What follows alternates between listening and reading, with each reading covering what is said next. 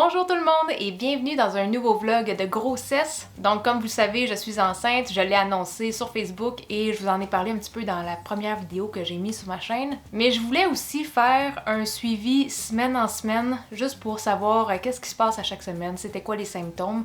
Donc on va commencer aujourd'hui avec le début parce que j'ai tout noté qu'est-ce qui s'est passé dans les premières semaines, là j'ai comme plein de notes. Aujourd'hui on va voir les semaines 2, 3, 4. Donc ça c'est à partir du moment dans le fond que j'essaie de tomber enceinte et tous les petits symptômes avant de faire finalement un test positif. Parce qu'il y a le fameux 2 semaines d'attente où on a tout le temps l'impression qu'on est enceinte, on détecte plein de symptômes. C'est tous des symptômes souvent qui vont ressembler à les symptômes juste avant d'avoir les règles. Mais quand que moi j'essayais de tomber enceinte, j'ai été voir comme une tonne de vlogs de tout le monde. Je voulais voir c'est quoi que les autres filles avaient comme symptômes.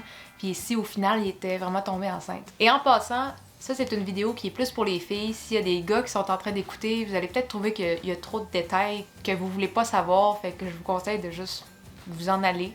Donc, pour commencer avec le tout début, j'ai enlevé mon stérilet au cuivre le 29 mars. Mais j'avais été menstruée la dernière fois comme le 20 mars, fait que théoriquement, j'aurais dû ovuler autour du 3-4 avril. Mais ça, c'est selon un cycle de 28 jours. Tu sais, j'avais juste été regarder sur internet là. Ben franchement, j'ai jamais fait le suivi de mes règles. Là. Je sais même pas j'ai mes règles à quelle fréquence. Je les ai quand je les ai, puis je suis probablement pas très régulière. Tu sais, j'imagine que ça joue entre 28 et 40 jours, mais toute ma vie là, j'ai jamais fait aucun suivi de mes règles. C'est juste là que j'ai commencé à vraiment checker parce que j'essayais de tomber enceinte, puis veux pas, faut quand même qu'on connaisse un petit peu notre cycle pour être certain d'être dans la bonne période. Donc j'étais censée ovuler autour du 3-4, fait que sachant ça, en principe, si je tombe enceinte dans cette période-là, 2 semaines plus tard, je devrais faire un test de grossesse positif, si je suis enceinte. Fait que le 12, le 13 puis le 15 avril, j'ai fait des tests de grossesse. Puis le 15 avril, c'était un test de grossesse, première réponse, là. Fait que ça, c'est le test de grossesse que tu peux faire 6 jours avant d'avoir un retard de règles. Puis ça a tout été négatif. Fait que là, moi, au bout de 2 semaines que j'essayais puis que c'était toujours négatif, je trouvais que c'était long.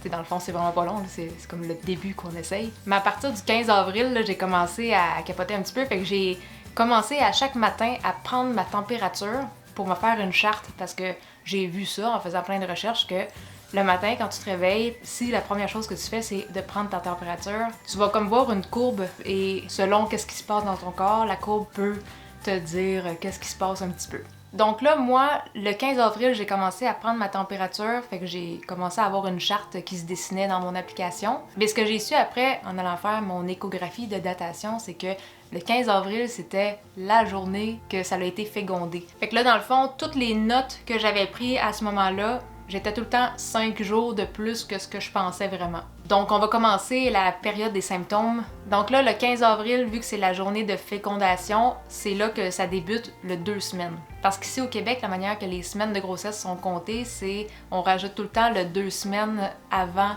que ça soit fécondé, qui est la préparation de l'utérus. Fait que ça, il y a tout le temps comme un 2 semaines de plus qui est ajouté à la grossesse. Fait que tu sais, une grossesse, si c'est 38 semaines, ben ça se fait sur 40 semaines. Fait que là, à 2 semaines et 4 jours, j'ai fait un autre test de grossesse, c'était encore négatif. Rendu là, je m'étais juste acheté comme une grosse batch de tests de grossesse de Dollarama, puis j'en essayais une fois de temps en temps, juste tout d'un coup. Mais cette journée-là, j'ai eu une grosse drop de température, puis mon application, c'est là qu'elle avait détecté l'ovulation. Mais comme je vous avais dit, j'étais tout le temps décalée de 5 jours. Donc là, dans ma tête, moi, c'est cette journée-là que ça avait été fécondé, ou comme le lendemain. Mais la drop de température, ça voulait probablement plus dire que c'était l'œuf qui s'était implanté dans l'utérus. Parce que entre 5 et 8 jours, ce qui a été fécondé, là, le petit œuf, il fait son chemin jusqu'à l'utérus. Puis la journée qu'il s'accroche à l'utérus et commence à former son placenta, on a une grosse drop de température. Fait que moi, je pensais que c'était l'ovulation, mais c'était cette drop de température-là. Puis dans mes notes, cette journée-là, je me sentais très PMS. Fait que syndrome prémenstruel, ça, chez moi, c'est... Faut pas venir me chercher parce que tout me gosse. Si quelqu'un commence à venir s'ostiner avec moi, ça vient pas drôle, je me choque puis je pleure. Genre, je suis vraiment pas drôle. Le lendemain, à 2 semaines et 5 jours, 6 DPO. Le seul symptôme que j'ai, c'est que je me sens encore syndrome prémenstruel. Je suis encore en maudit après tout. À 7 jours après ovulation, Fait que j'étais à 2 semaines et 6 jours. Les deux seuls symptômes que j'ai, c'est diarrhée et mal au sein. Mais tu sais, diarrhée, on peut en pogner n'importe quand, puis mal au sein, tu sais, ça peut annoncer aussi qu'on va avoir nos règles. T'es rendu là, ça ressemble vraiment... Je me sentais vraiment comme si j'allais juste avoir mes règles. Qu'à 8 DPO le lendemain, là, j'étais à 3 semaines. Je me sentais très ballonnée, encore diarrhée. À 9 DPO, quand je dis DPO en passant, c'est le nombre de jours après ovulation. Fait que 9 DPO, j'avais des crampes, très ballonnée, diarrhée. C'est comme là, encore là, j'ai juste l'impression que je vais être dans ma semaine. Et là, à 10 DPO, ça c'est le 24 avril, j'ai fait un test de grossesse de Dollarama. C'était négatif. T'sais, le 24 avril, la dernière fois que j'ai eu mes règles, c'était le 20 mars. T'sais, ça faisait un peu plus qu'un mois. T'sais, j'étais en retard, mais en même temps, vu que j'avais enlevé mon stérilet, ça se peut que ça aille un petit peu bousiller mon cycle menstruel. Fait que ça, je m'étais dit que j'ai sûrement été juste décalée. Puis sinon, les autres symptômes pour 10 DPO, c'est... J'avais pas beaucoup d'énergie, je me rappelle, j'étais vraiment fatiguée. J'étais constipée, fait que je passe de diarrhée à constipée. J'avais des crampes, puis j'avais les seins aussi qui recommençaient à faire mal un peu. Après ça, à 11 DPO, 3 semaines et 3 jours, ça c'était le symptôme le plus weird. Là, j'ai commencé à avoir un petit doute là, que peut-être que je suis enceinte parce que jamais que ça arrive. Je me suis juste mis à saigner du nez. Puis dans la vie, là, je saigne jamais du nez. Ça a juste duré 2 minutes, là, ça allait arrêter de saigner. Mais ça, c'était vraiment bizarre. À part de ça, cette journée-là, j'ai eu mal de tête, puis les seins encore un peu douloureux. Le lendemain, à 12 DPO, des crampes, puis encore les seins sensibles. Encore là, rien d'extraordinaire, c'est rien qui pourrait dire comme « Oh my god, t'es enceinte », c'est des choses qui arrivent avant les règles.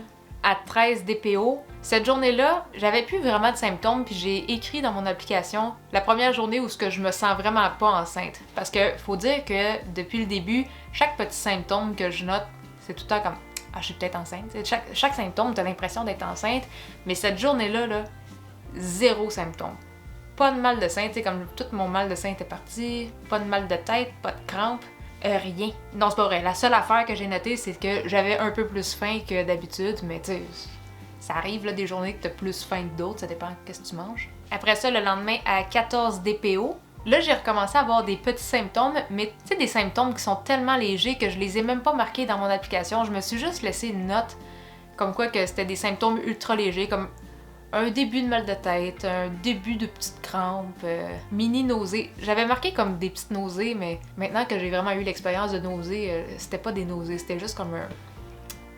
Même pas un haut le cœur, juste comme... on dirait qu'il y a des affaires qui te tentent pas tant que ça, mais... J'avais marqué nausées, mais là, je ne dirais plus que c'était des nausées. Puis les seins qui avaient recommencé un peu à être légèrement douloureux. 15 DPO. Là, j'étais à 4 semaines pile. Fait que un vrai 2 semaines, mettons. Cette journée-là, j'ai décidé de faire un test de Dollarama.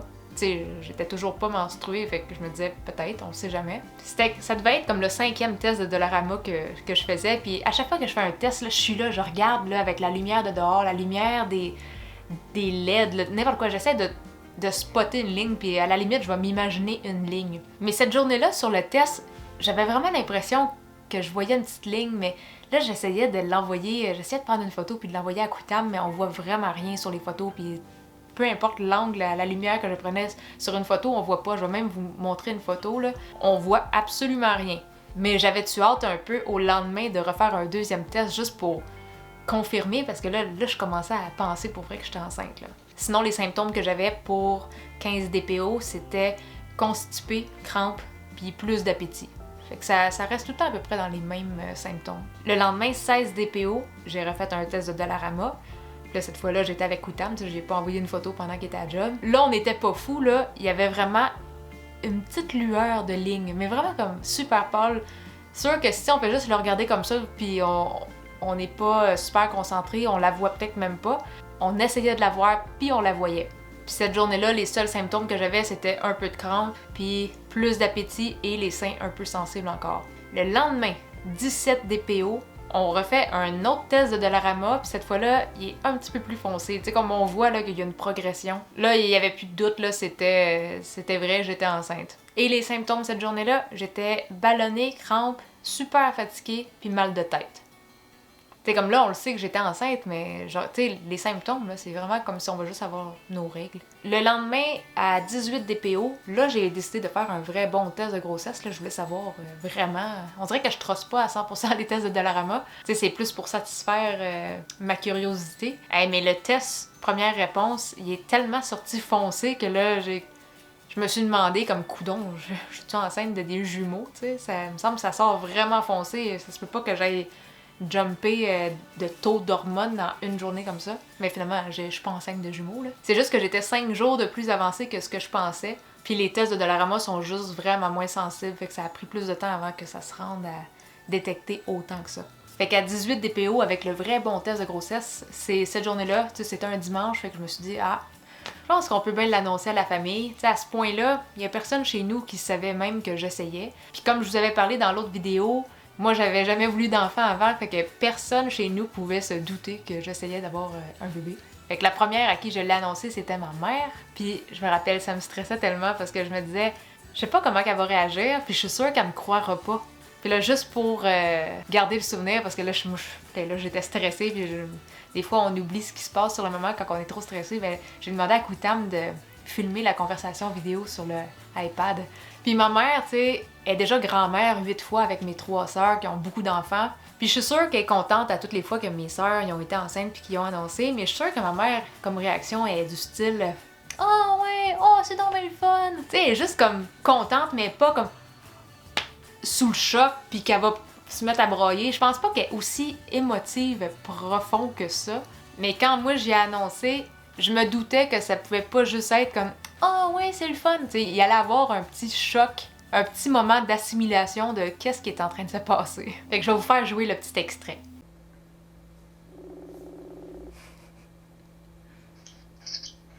Salut!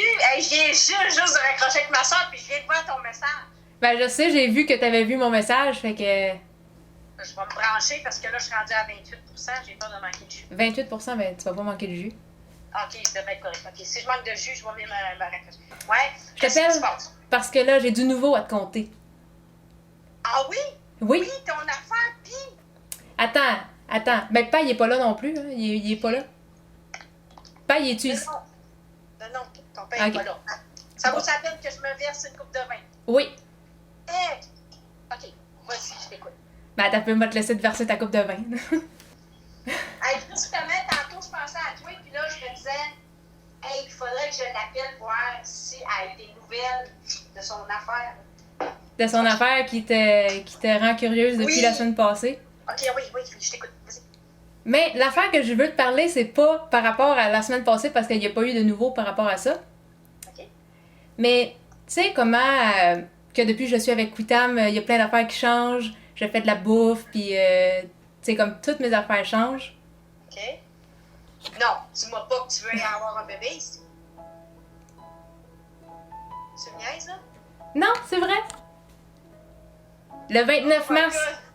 Le 29 mars, j'ai enlevé mon stérilet. Je te l'avais pas dit avant parce que j'étais comme pas sûre si ça allait fonctionner. Puis là, ben, ça fait un mois, ben... Oh my god! Je suis tellement contente pour vous autres, là. Ouais, fait que... Félicitations à vous deux. Oh my god, là, tu m'as fait pleurer, ma petite maudisse, oui.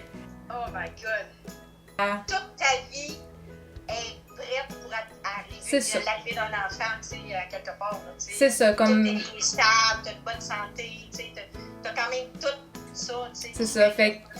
Tu sais, pas avoir été avec Koutam... non, mais là, je pense que je suis en train de rêver. Est-ce que tu peux me pincer, là? Fait que c'est juste ma mère que j'avais une vidéo comme ça. Tout le reste de ma famille, je les ai toutes appelés sur FaceTime. Puis j'ai pas enregistré, fait que j'ai pas de souvenirs. Mais tout le monde a très bien pris la nouvelle et tout le monde était super content. Fait qu'après ça, ça va aller super vite. Là, il nous reste juste 3 jours à combler pour les symptômes. 4 semaines et 4 jours, là, j'étais à 19 DPO. J'avais juste mal de tête, rien d'autre. Rien pantoute, juste un mal de tête. 20 DPO, 0 symptômes. Je pouvais pas moins me sentir enceinte que ça, là. 0 symptômes. Puis à 4 semaines et 6 jours, qui est 21 DPO, cette journée-là, j'avais plus d'appétit, un peu mal à la tête et les seins sensibles, mais c'était vraiment juste ça. Fait que c'était ça pour mes symptômes et qu'est-ce qui s'est passé dans les semaines 2, 3 et 4. Là, j'ai tout combiné ça en même temps parce que c'est des semaines qui se passent pas grand-chose, qu'on est beaucoup dans l'incertitude, qu'on essaye juste de voir, on est-tu enceinte?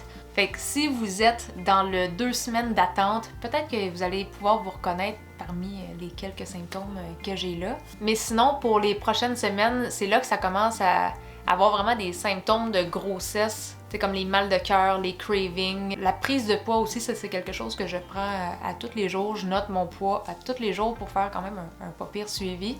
Ah, puis si vous êtes curieux, en ce moment à 14 semaines, ma bédaine, j'ai pas encore comme une super grosse bédaine. Là, c'est sûr, j'ai des leggings, là. Mais j'ai pas une très grosse bédaine. Oui, je suis très blanche aussi. Donc, si vous avez aimé cette vidéo, n'oubliez pas de laisser un pouce. Et si vous voulez pas manquer les prochaines vidéos, n'oubliez pas de vous abonner à ma page. Tu veux regarder la caméra là-dessous? Oh, t'es cute!